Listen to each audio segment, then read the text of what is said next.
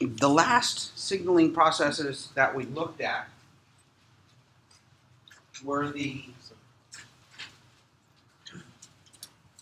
signaling in the cell cycle.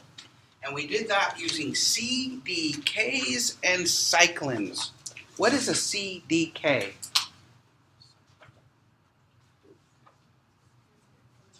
What is it? Cyclin dependent, and it's kinase. The particular protein is a kinase. What does a kinase do? It's an enzyme that phosphorylates something. Okay. Now, it is cyclin dependent. That means the kinase without a cyclin is inactive. And if it has a cyclin, it is active. Okay. And so, during the cell cycle, different combinations of cyclin-dependent kinases and cyclins tend to rise in concentration and then are degraded. When the cyclin-dependent kinase is bound to a cyclin and is active, it does three things. Tell me what it does. 1, 2, 3. Cellular response 1. Now, we haven't shown you what a cellular response is yet, but it's going to cause cell cycles, the transition from one place to the next. In the next couple slides, I'll show you a cellular response. What's the second thing? Now it's going to phosphorylate all sorts of things. Phosphorylate what? The phosphatase, and that is a feed forward. The phosphatase makes it go faster. It converts itself from an inactive to an active state. It will also phosphorylate something else. Yeah, that DBRP, which is the destruction box recognizing protein, which causes the signal to turn off. The signal to turn off is to destroy the cyclin. The recognizing box causes ubiquitin to be added to the cyclin, and not just one ubiquitin has to be added, but multiple ubiquitins have to be added.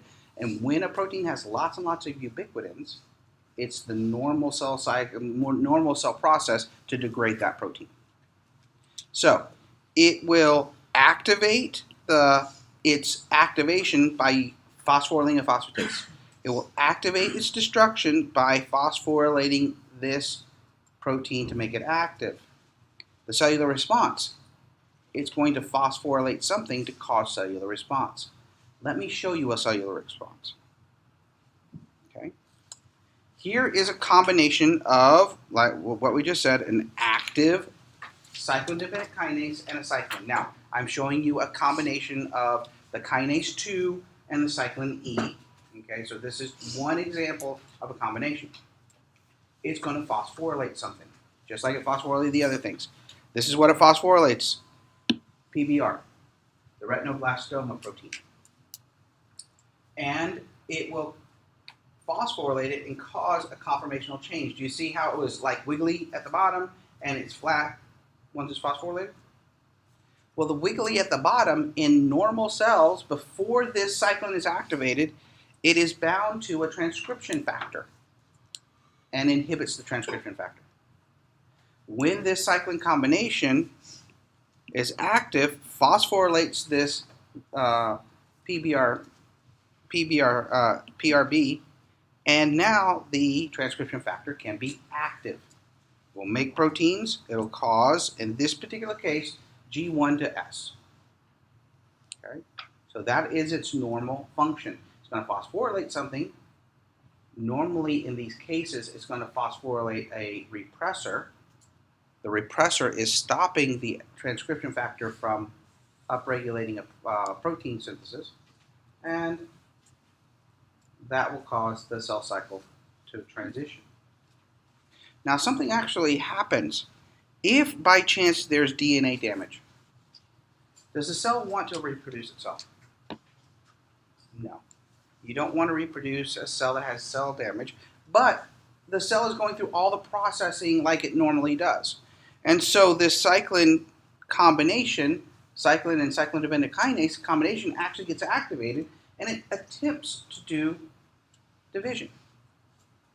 But if there is DNA damage, we activate a protein called P53, which activates the upregulation of a protein called P21. Now, why in the world do we call it P53 and P21? Do you know? What does this P stand for? Yes, protein. Why is it 53 and 21? If you put it on an SDS page gel, it migrates to 53 kilodaltons and 21 kilodaltons. So it's talking about size. Now, this P21 will, if it is in high concentrations, which only happens in damaged DNA, once a cyclin-dependent kinase becomes active with this combination, this binds, which then prevents this from being phosphorylated, which then prevents transition, which prevents growth. Okay? And so P21 is an important aspect to making sure that we don't reproduce cells that have damaged DNA. The cellular response, here is a specific example, right here. Retinoblastoma protein getting phosphorylated. The other things, we're phosphorylating other proteins because I'm upregulating a protein kinase. It's going to phosphorylate stuff. So these are the three things that it does. Now, last concept is cancer. Cancer, very simply put, is cell proliferated excessively, or growth uncontrollably. No regulatory event. Most cancers are cell signaling gone wrong. Either one, you've turned something on constitutively, meaning that it is on and always sending a signal. Doesn't matter what hormone's there. Or you inhibit or you stop inhibition, okay, where you should be inhibiting growth and somehow that gets disrupted and so growth goes on. Here's what's complex about cancers, and we've had a war on cancer for a long time. There's not one single pathway for a cancer. There are multiple pathways for cancer. There's lots of ways cancers can start. So there's not one place in which we can attack the disease. Okay.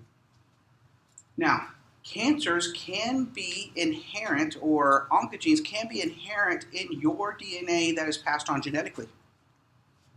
Okay. Where you might have a gene that might make you more susceptible.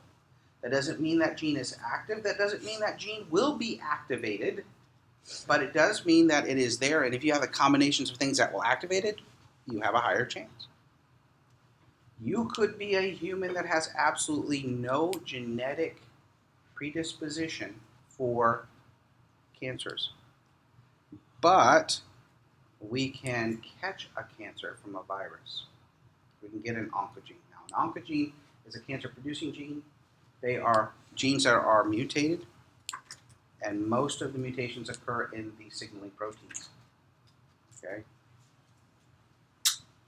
So, we knew that a enzyme receptor, okay, can happen. And so, in an enzyme receptor, the EGF, epidermal growth factor, okay, it is a factor that says grow the epidermis. It can be not in the system, and so the receptor isn't activated, and the tyrosine kinase domain is not active. It should be active only when the epidermal growth factor is released, and that's the normal.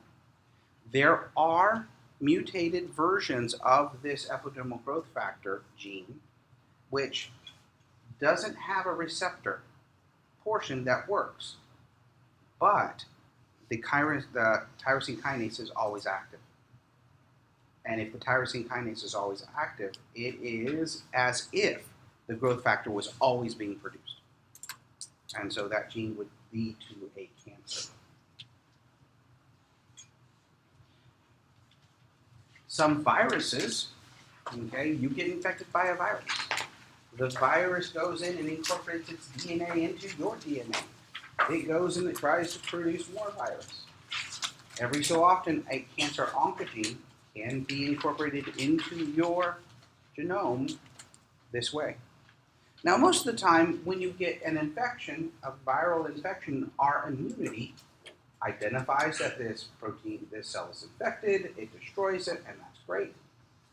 And we overcome a virus, we overcome the cold, we overcome the flu. Unfortunately, if you're not 100% effective, one version with one oncogene can cause growth, and then uncontrolled growth could cause a cancerous outcome.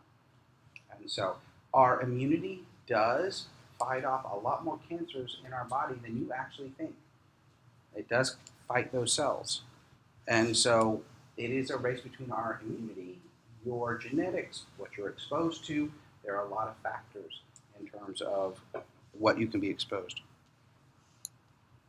Tumor suppression genes are real good targets for cancers.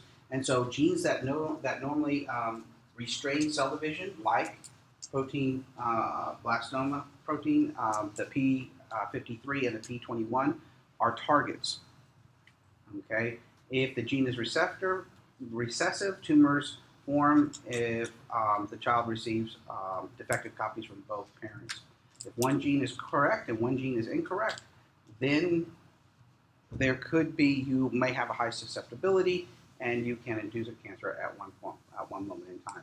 So if any of those proteins, which we saw as one example of cell cycle cellular response, if we get a mutation in any one of those genes, then we may have uncontrolled growth. Some viral oncogenes that we are concerned about are SARC, the NU, and RAS. And viral proteins that are produced are labeled V in front of them versus normal proteins, which can be placed as a C in front of them. Going through each of these, a viral SARC is a cytosolic tyrosine kinase, which is constitutively active. What it is that receptor part enzyme that isn't even attached to the membrane. It doesn't even have a receptor. It's just the tyrosine kinase. And it's always active because it lacks the C-terminal inhibition portion. And so it doesn't need to be phosphorylated by the receptor to be active. And so the viral SARC protein is not so good for you.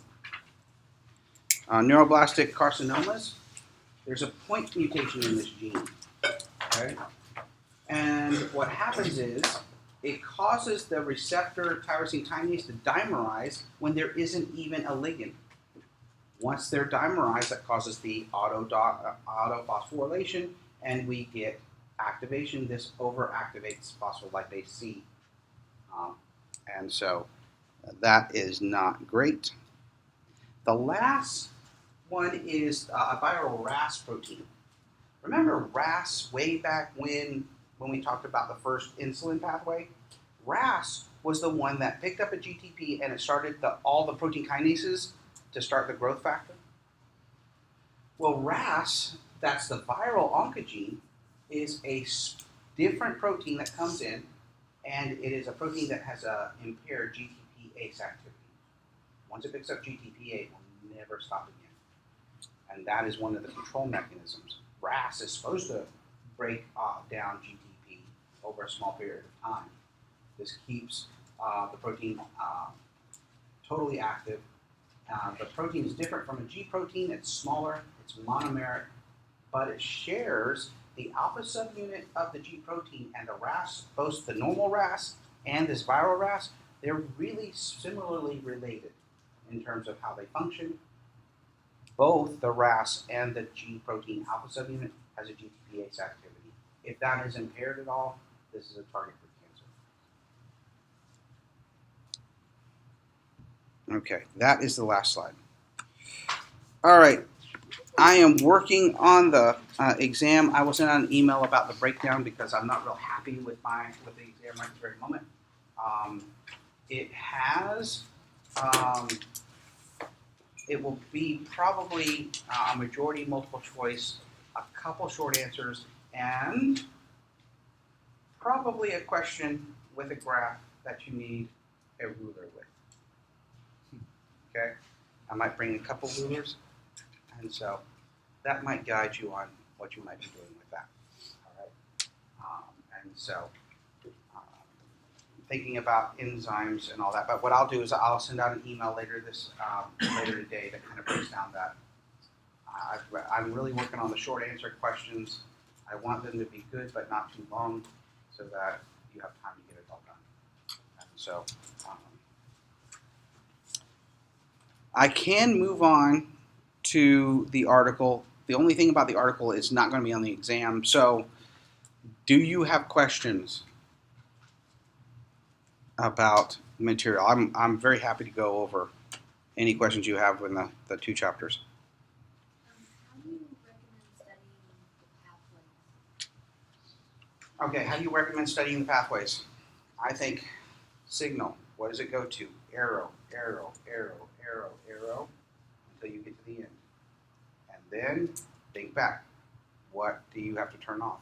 Now, here is the good thing about the pathways and the very, very bad thing about the pathways. There's similarity. Okay? We got the receptor, G proteins, that kind of thing going on, right? Well, that makes them really good in that part of it is the same, but then how do you distinguish? Okay? I will tell you this. I will probably not ask you to reproduce the insulin one. Okay? That's a rather long one. There's a lot more acronyms to that than any other of the others. But you should know how to upregulate pKa. You should know how to upregulate phospholipase C. You should know how the CDKs work. You should know how the eyeball works. Okay, and so those would be ones that I might ask you to either describe turning everything on or describe everything turning off. Yes. Okay, that was my next question. So do you just want us to be able to like explain it in words, or do you want us to like draw it out? Okay. That's a good question. A cartoon of things says a lot more quickly than describing it. And so I've had questions in the past where I've asked you to describe, and some people write it all out, and it's this long thing. Or people will draw little pictures, and that is so much quicker in terms of being able to put it on a piece of paper and show the pathway. And so if you actually are going to have to articulate it completely, I would draw little pictures because it's quick.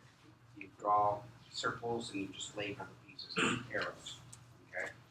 If I draw it for you and you have to tell me where it's turn on or turn off, that's a little bit easier. But then, if you could draw it already, then you're good to go. Question. About the structures, like if we don't draw specifically if it's a square or a circle. Nope. You label it yourself. If you want to use squares, if you want to use octagons, I'm okay with it. All right. Just label what you use. Okay. If I actually draw what it's supposed to look like, I give you pictures what it's supposed to look like. Draw the ones that I like. If I use a circle, you use a circle then. And if I use a triangle for one of them, you use a triangle. That would be good. But as long as you label it, I can interpret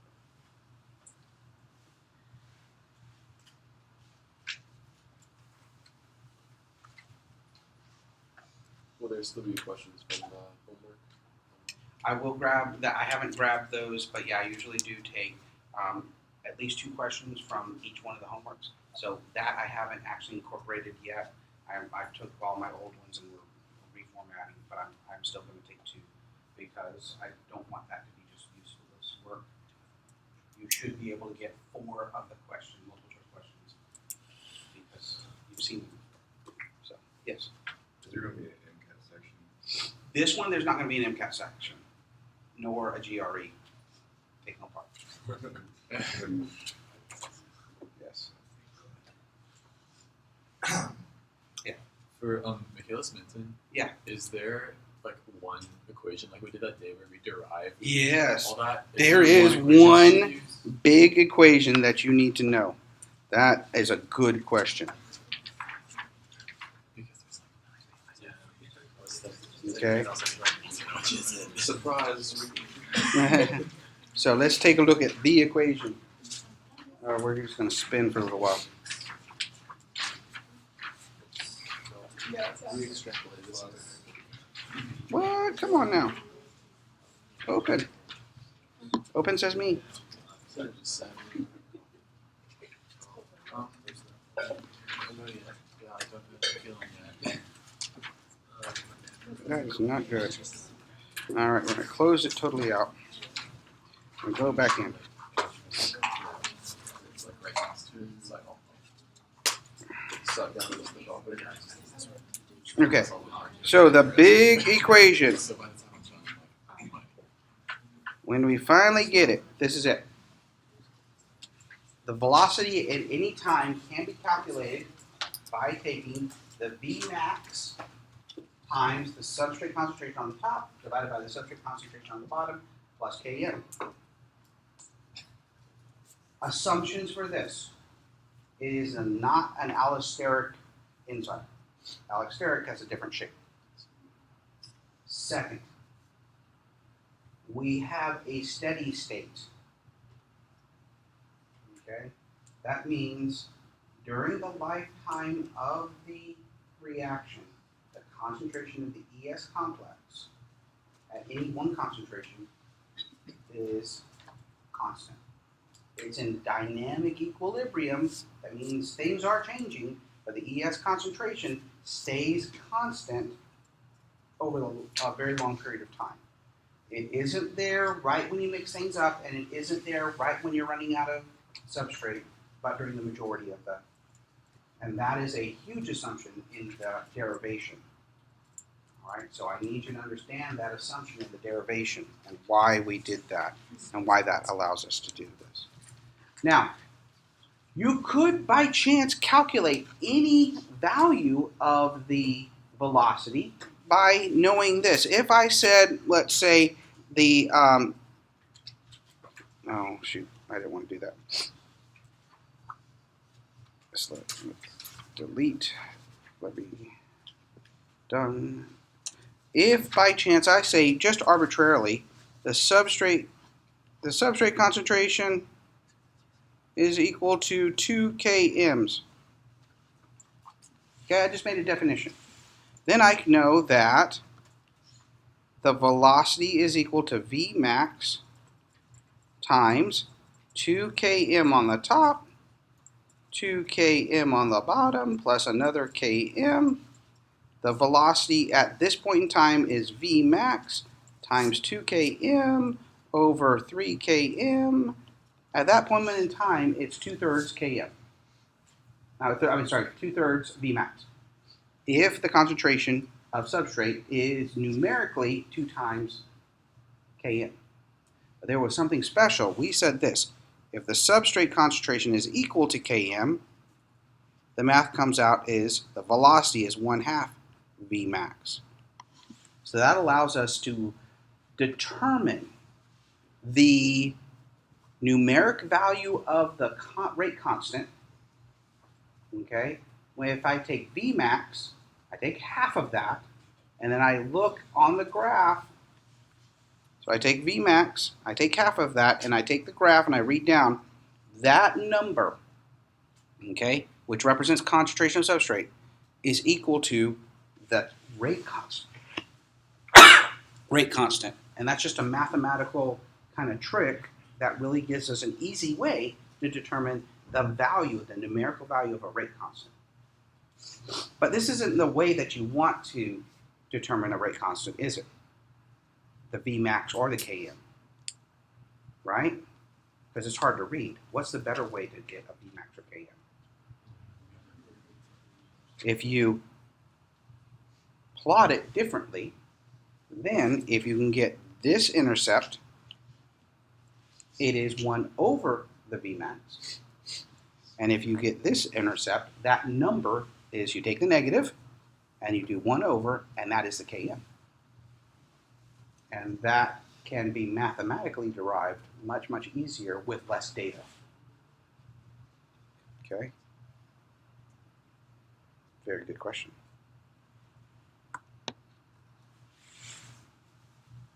Any other questions?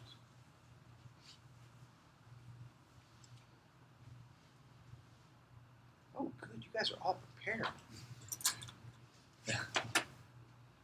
Right? You know about inhibition, right? All sorts of inhibition, right?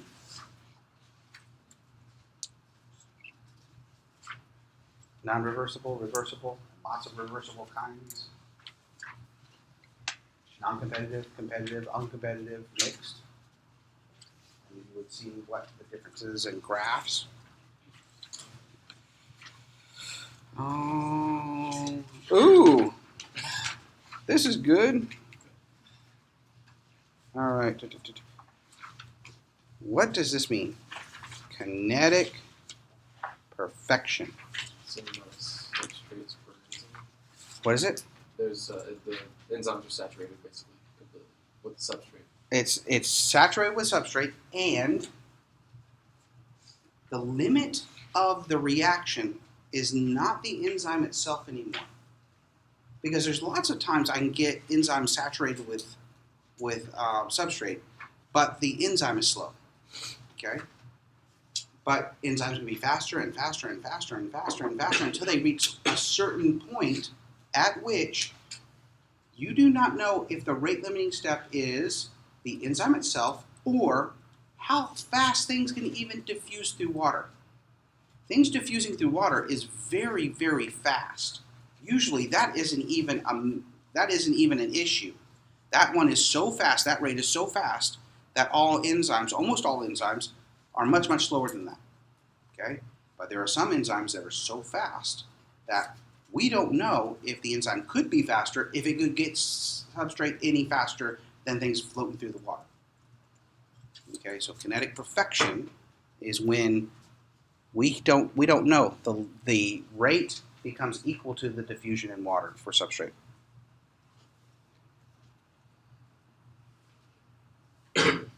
Okay, competitive inhibitor. What is the same on this one? The Vmax. The inhibitor binds, but I don't change how the enzyme works. I just change access to the active site. And so I can still get up to the Vmax if I give it enough substrate to overwhelm how much inhibitor is there. This is not competitive. What have I changed here? The Vmax is different. So I've actually changed how the enzyme works. Now what I haven't changed is the binding. The Km, the concentration necessary to fill half of the active site, is still the same. So binding doesn't change, but we got issues with the actual function. Here's a mixed. Both Vmax and Km are different. All right.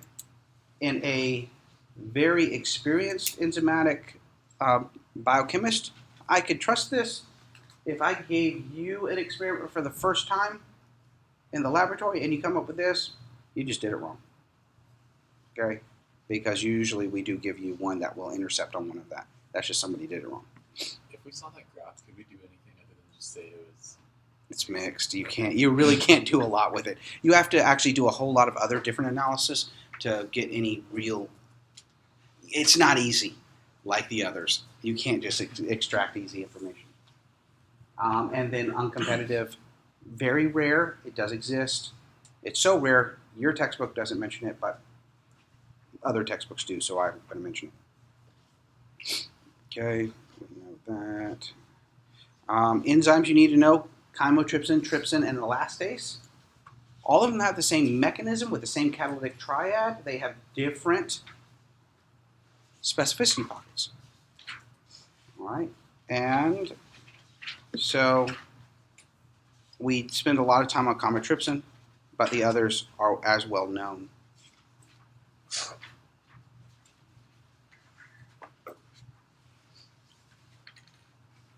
enolase was an example, and one of the big things about this is using a cofactor, and it actually altered what we would have expected the enzymatic reaction to actually be.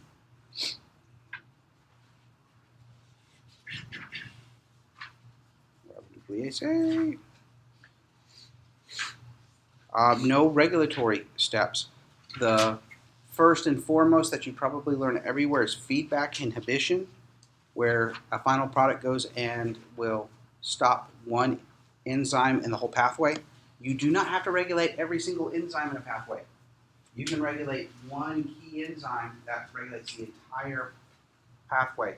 The one enzyme that is regulated the most, usually it's the committed step we call, because once it gets past this enzymatic step, it has to go down that pathway, and highly controlled. Most of them are allosterically controlled.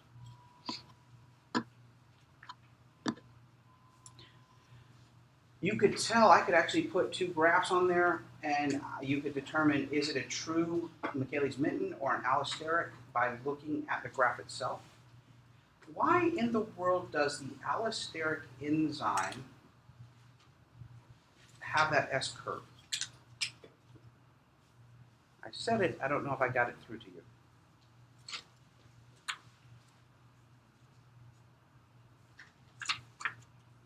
Here's the deal.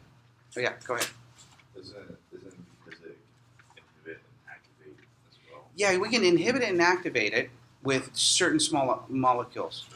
Here's really the key idea about this. Michaelis-Menten has one rate. Doesn't matter what environment it is, it has one rate and it will treat its substrates with one, just in one way that it works.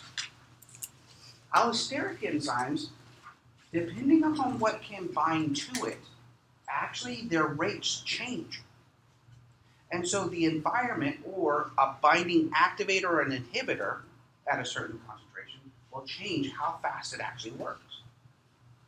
And so if it has a variable constants in there and variable Vmaxes, then we get the sigmoidal shape. It's a lot more complex to analyze in terms of the parameters, and so we didn't even show you that, but these are important enzymes. They do have activators and they have inactivators. The inactivators typically make them more S-shaped. An activator could kick them all the way up to make it look like Michaelis-Menten. And so where they make them fully active, they make them as fast as they can. And so I can get a allosteric enzyme to look like Michaelis-Menten with a very potent activator. Yes? So does that mean that the enzymes that make the Michaelis-Menten graph don't have activators or inhibitors? They have inhibitors, they do not have activators. So if they can get inhibited, then that means that they would make the sigmoidal curve? No, they treat the sigmoidal, they have different, it does it in a totally different way. And so the behavior, when you're in the inhibitor, you can change one parameter but not the other. I can explain it, but it's way too complicated for what you need to know. They behave really, really differently in terms of the Michaelis-Menten have much more defined behaviors. The allosteric have a much broader range of how it behaves under different conditions. I won't get so technical. I don't want to confuse anybody. So feedback inhibition, the other large regulatory event is covalent modification. Most of the time we add phosphates. And you've seen a lot of phosphorylation, dephosphorylation to make things go or stop. But we don't just use phosphates, we use other things that can be. And we'll get to other enzymes as we go on that are regulated by different mechanisms other than phosphorylation. I showed you an example of the glycogen phosphorylase about active states and inactive states. Remember, consensus sequence for these enzymes, they don't just phosphorylate everything, they actually are looking for a shape to bind to. something fits in their active site, so we're looking for consensus sequence. Proteolytic activation, really important type of activation. The protein is synthesized a little bit too long, a little bit too big. It's in the off state. This is great with the proteases. You don't want to make an active protease because where you make it, you don't want it to break down things. You only want it to active where it's supposed to be. And when it gets activated, it is broken, comes from a zymogen to an enzyme, and it will work until it has broken everything down, including others of itself. And that's how it inactivates itself. It's by breaking others of itself down. Trypsin and chymotrypsin are key examples, again, that we use. Other types of regulation that have been discovered recently. Deamination. So the glutamine and the glutamate, by losing the amine, glutamine and asparagine. Glutamine and asparagine can be converted into glutamate and aspartate. By that conversion, there's been evidence that an enzyme has been in an off state or in an on state. The protein polylysomerase does fold proteins, but it also regulates them, either turning them on or off by a large conformational change. And there are regulatory proteins. Certain proteins have to bind together to cause it to be active. We just saw the cyclin-dependent kinases. The protein was the cyclins. That made them on or active or not. Calmodulin is another one that does it a lot in terms of activating. Oh, wow. Okay. Went through most of that chapter.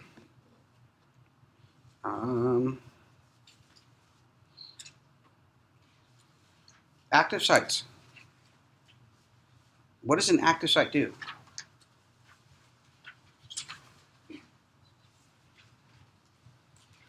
What is an active site? Creates a microenvironment, and the active site has amino acid side chains and cofactors that actually stabilize the transition state, making a lower energy state, allowing the reaction to proceed to equilibrium faster. Inside an enzyme, there is an active site that has the reactive. There is also amino acids that create the specificity bond. You need to have the enzymes in the right molecular shape and the right three-dimensional structure to stabilize the transition state. But if you never attract this item to you, you'll never do a reaction. So there has to be amino acids that have the shape to attract the substrate.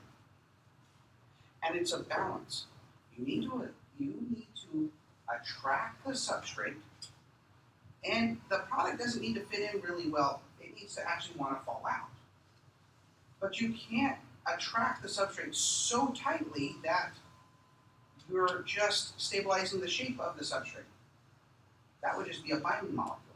You have to attract it just enough and be shaped just enough to allow the transition shape to go through, and then it shouldn't bind to the product very well. If you attracted substrate and you made the reaction, but it bound to the product really, really well, then the product would be an inhibitor of the reaction. So there's a balance between the shape of what you need, attract the substrate just enough, repel the product just enough, and be optimized to stabilize that transition state.